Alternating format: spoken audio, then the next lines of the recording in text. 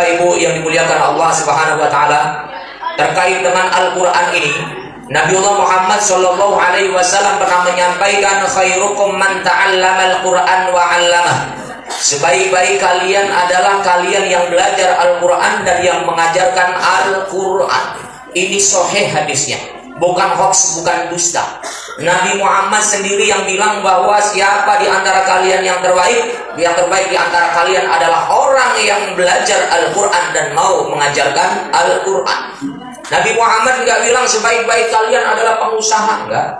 Nabi Muhammad nggak bilang sebaik-baik kalian adalah dokter, enggak. Nabi Muhammad nggak bilang sebaik-baik kalian adalah politisi, enggak. Tapi Nabi Muhammad menyampaikan sebaik-baik kalian adalah kalian yang belajar Al-Quran dan yang mau mengajarkan Al-Quran. Maka beruntung sekali apabila Bapak Ibu sekalian termasuk ke dalam orang-orang yang sampai sekarang ini masih belajar Al-Quran. Walaupun tadi disampaikan oleh Pak Haji Tarjono bahwa kadangkala orang sudah tua mulutnya wis alot. Jangankan mulutnya orang tua, kadangkala wedus bae wedus lamun wis tua amu apa alot. Amu apa alot? Nyato beli lu.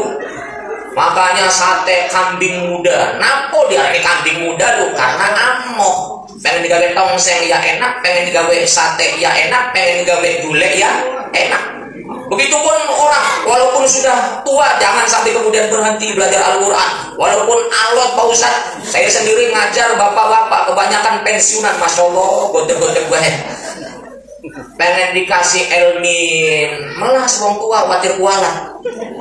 Pengen dikasih naik uang durung bisa. Jadi mana menek eder. Oh akhirnya apa yang terjadi? Besok harinya ada bapak-bapak yang izin Pak Ustadz, izin lagi gak enak badan, monggo.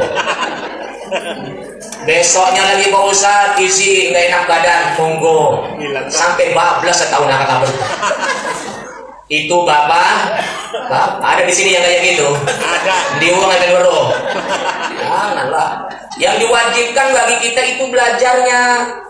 Bisa nggak wajib. Nabi Muhammad menyampaikan utlubul ilma minal mahdi ilal lahdi. Carilah ilmu dari mulai kalian masih dalam buayan orang tua, bahkan ketika kalian sudah masuk ke dalam liang lahat. Artinya apa? Ini mubalaghah, menunjukkan betapa pentingnya belajar, apalagi belajar Al-Qur'an. Maka jangan malu-malu aja sini-sini dari wong Cirebon sih. Jangan malu-malu, kita tetap belajar. Masalah bisa atau tidak itu tidak wajib. Masalah lancar atau tidak lancar tidak wajib. Yang diwajibkan itu belajarnya. Walaupun namanya belajar, ibu-ibu kadang-kala ibu-ibu majelis taklim juga banyaknya barlen pas bubar barlen. Ada yang lebih gawat lagi, bukan hanya barlen, tulen. Apa Pak Ustadz tulen? Masih jendul bewes. Ngerti jendul? Ngerti. Kata orang Brebes bilang jagong. Masih jagong, masih duduk saja lupa. Ditanya sempat sama temennya, mau Pak Ustadz ngomong apa? Musuh dia kelalen. Beli bener beli apa? Ustadz ngomong dia kelalen kabeh. Itu penyakitnya orang pengajian seperti itu.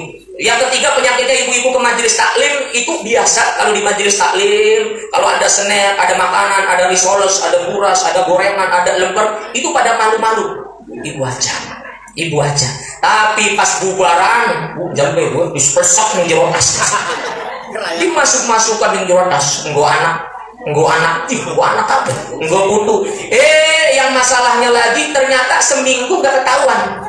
Ketahuan pas mau berangkat ke pengajian lagi, ngambil tas, dirokok-rokok tas, dia ngumpel-ngumpel apa? Lemper bekas minggu kemarin. Ada di sini yang kayak gitu. Ada di sini yang kayak gitu. Mana orang yang mau tahu? Hadirin Bapak Ibu yang dimuliakan Allah, kembali lagi kepada Al-Quran. Luar biasanya Al-Quran. Makanya Imam Syafi'i rahimahullah pernah menyampaikan, man ta'allamal Qur'an 'azumat qimatuhu. Barang siapa yang belajar Al-Quran maka ia akan mempunyai nilai yang mahal. Apa Pak Ustaz maksudnya nilai yang mahal? Contoh, ada satu lembar kertas putih. Lembar kertas putih di situ belum ada tulisan apa-apa. Kalau kertas itu kita lemparkan boleh atau tidak Bapak Ibu? Ada satu lembar kertas putih nggak ada tulisan apa-apa, kita lempar boleh atau tidak? Kita kuel-kuel kemudian kita jadikan bola kertas, ditendang-tendang boleh atau tidak? Boleh. Tapi ketika satu lembar kertas putih itu kita tulis di dalamnya ayat-ayat Al-Quran, Bismillahirrahmanirrahim, Alhamdulillahirabbil alamin, Arrahmanirrahim, Maliki yaumiddin ila akhir ayat. Kita lemparkan kertas yang sudah ada tulisan Al-Quran itu boleh atau tidak? Boleh. Kita tendang-tendang boleh atau tidak? kita buang ke tong sampah, boleh atau tidak? Tidak. Itu artinya apa? Al-Quran itulah yang menjadikan kertas itu menjadi sesuatu yang berharga. Ya sebelumnya tidak ada nilainya, dilempar kayak mau dibuang ke tempat sampah. Tapi ketika sudah ada Al-Quran di dalamnya, maka wajib bagi kita untuk memuliakannya. Begitupun manusia, ketika seseorang dia terinstal dirinya dengan Al-Quran, maka pada saat itu pula dia sudah menjadi orang yang bernilai, bukan hanya di sisi manusia, akan tetapi dia bernilai di sisi Allah Subhanahu. Jelas atau tidak? Jelas atau tidak? Paham atau tidak? Apanya? Jika bernilai.